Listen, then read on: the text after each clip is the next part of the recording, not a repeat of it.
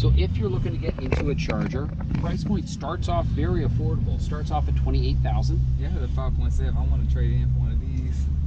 Yeah, it's a very popular model. Y'all ready? You hit the code. And as you go through here, just don't take this quickly because of our front lip spoiler. We are going to the right. Once we turn to the right, usually middle lane is the best one for us. Yeah, I had to be careful mine because I lowered mine too on my 5.7. So you're in a Charger right now? Yeah, it's a 16. It's the black top edition. Oh, right on. So if you want all-wheel drive, it's only available with the V6. No all-wheel drive. RTs come standard with the 5.7. That's 370 horsepower.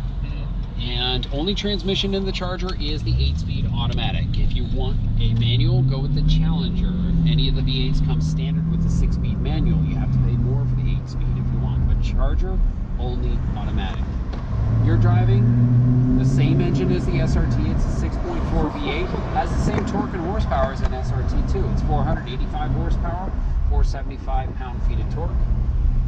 There are some differences between the two. I mean, mainly price is the big one.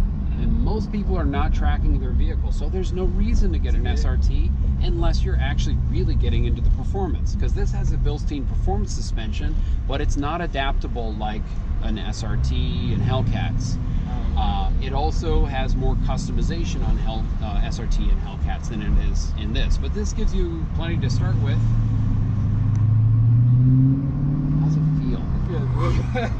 What's all the How's the backseat treating you? Well, I'm not into the left lane when convenient.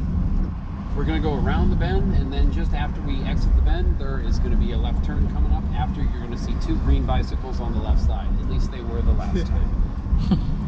There are paddle shifters on the top of the steering wheel and a manual mode off the main shifter, and this one will take it up to the next street. Super Track Pack is a button down here. Gives you customizations over sport mode and normal mode. How do you want engine, transmission, throttle response, traction control? This side. You're clear. And this will take us back. If you want to get into it a little bit, here's a good chance.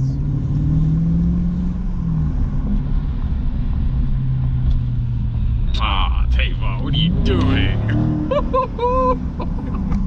I wasn't trying to do it around that curve. In either of these 2 middle or left lanes, the one we want to be, there's going to be parking lot stuff on the right side. Get to left. Eventually, but you still got time. Okay. You got plenty of time. So there is launch control. You can set your launch up to 3,300 RPMs. It holds the brakes and then releases until you're, you get to your set RPMs. This is disabled until you're through the factory break-in period, which is 500 miles. It's pretty good because then you have a feeling on how the vehicle responds, so you don't end up in a YouTube video, and you break in the engine. Yeah. Both of those good things. There are performance pages. Then if you want, you can dip into the left lane now. When it loads up, it will give you 0 to 60 times, quarter-mile times, braking distance. So driving it tends to be more like a video game. You're trying to beat your last best score. It gives you real-time torque and horsepower, real-time G-force readouts, and there's a real-time dynamometer that will, that's new for 18. And if you want to save some money, don't pay for navigation because we have Android Auto and Apple CarPlay. Your phone's maps will be projected up there for free. Performance pages does not want to load up for me right now.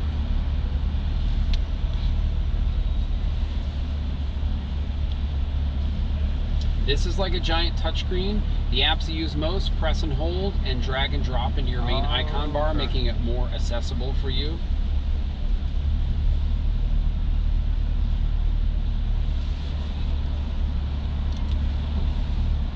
It doesn't want to load up right now. Come on, baby.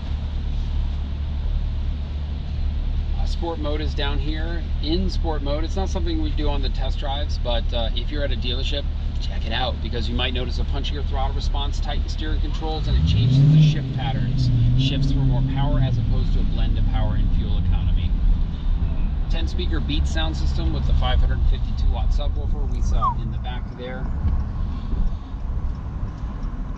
Price point of an RT Scatpack starts off at $39,900, and this particular one you're driving today is pretty much fully loaded. There it is. There's the real-time dynamometer.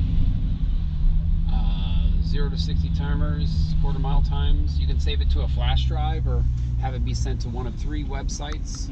As long as you have an account on the websites, it'll email you your stats. So your friends believe you, and you can save that.